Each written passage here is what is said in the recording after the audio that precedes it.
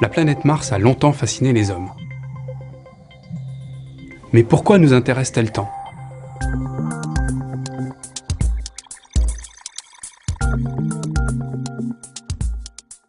Mars est notre plus proche voisine dans le système solaire. Elle est pratiquement 2 fois plus petite que la Terre et fait le tour du Soleil en 2 ans. Lorsqu'elle est au plus proche de la Terre, elle se trouve à 56 millions de kilomètres de nous, soit 6 à 8 mois de voyage pour une sonde spatiale. La durée du jour y est de 24 heures 37 minutes, soit pratiquement la même durée qu'un de nos jours terrestres. Elle possède 2 toutes petites lunes appelées Phobos et Deimos.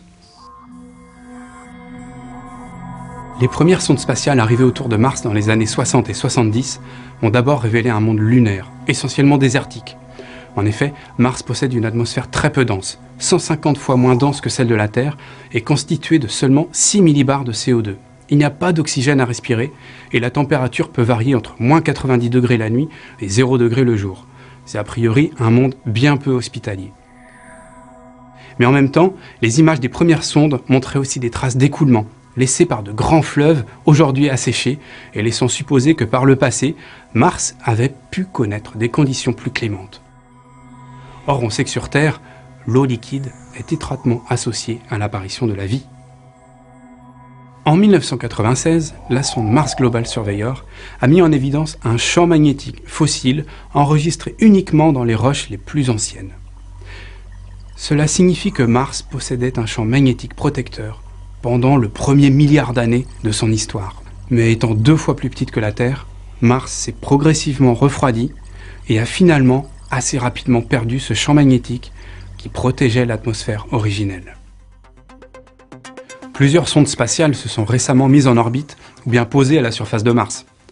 La sonde européenne Mars Express en 2004, suivie par la sonde américaine MRO en 2006, vont permettre de découvrir, depuis l'orbite, quels sont les minéraux qui sont présents à la surface de Mars, à partir d'images hyperspectrales prises dans l'infrarouge. La diversité des minéraux détectés, comme les argiles, les sulfates, les carbonates, nous permet de remonter aux conditions régnant à la surface de cette planète au moment de leur formation. Les argiles, trouvées dans les régions les plus anciennes, datant de plus de 3 à 4 milliards d'années, semblent notamment indiquer que de l'eau liquide était alors abondante.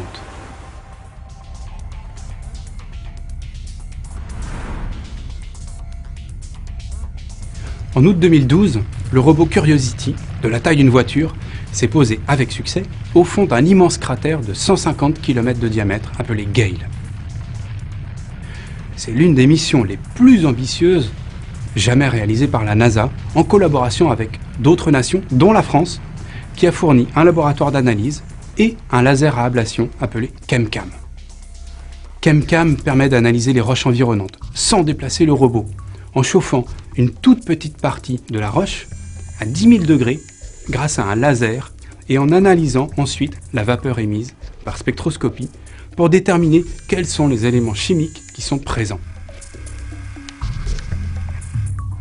Au centre du cratère Gale, on trouve une immense montagne, constituée d'un empilement de plus de 5000 mètres de couches géologiques.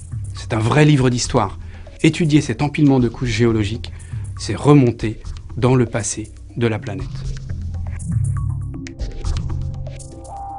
Les résultats collectés par les sondes spatiales suggèrent que Mars pouvait présenter dans un très lointain passé toutes les conditions requises pour être potentiellement habitable par des formes de vie primitives. Mais pour l'instant, nous n'avons pas encore trouvé la trace de cette vie passée ou présente. Tout l'enjeu de ces recherches est de savoir si la vie démarre à chaque fois que les conditions requises sont réunies. Et les implications sont très fortes, car nous savons maintenant qu'il existe probablement des milliards de planètes dans notre galaxie et au-delà. Ce sont ces fameuses exoplanètes.